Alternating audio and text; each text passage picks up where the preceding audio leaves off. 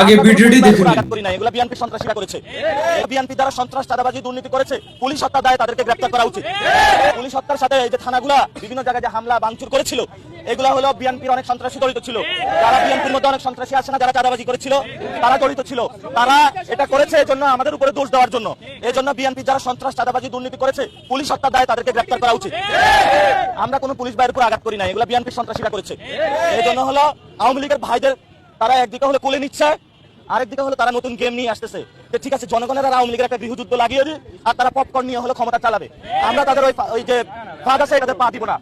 আওয়ামী লীগের এখন বলা হয়েছে, এই যে বলেন না যে আমরা নাকি 36 দিনের আন্দোলন করেছি, তো অনেকে বলেছিল যে 17 বছর নাকি তারা রাজপথে কুসুম কুসুম প্রেম করেছে আওয়ামী লীগের সাথে।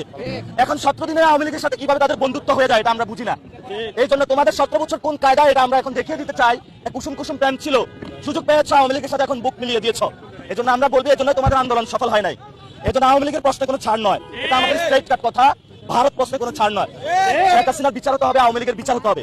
এবং যারা 17 বছরে মায়া কান্না করেছিল, আজকে 17 বছরের ছাত্র দল, যুব দল বিএনপির, যারা ঘর হারা হয়েছিল, পায়ে বুলেট লেগেছিল, সন্তান হারা হয়েছিল, তাদের যে নজরানা, তাদের যে স্যাক্রিফাইস, তারা আজকে 17 দিনে ক্ষমতায় বসে ভুলে গিয়েছে।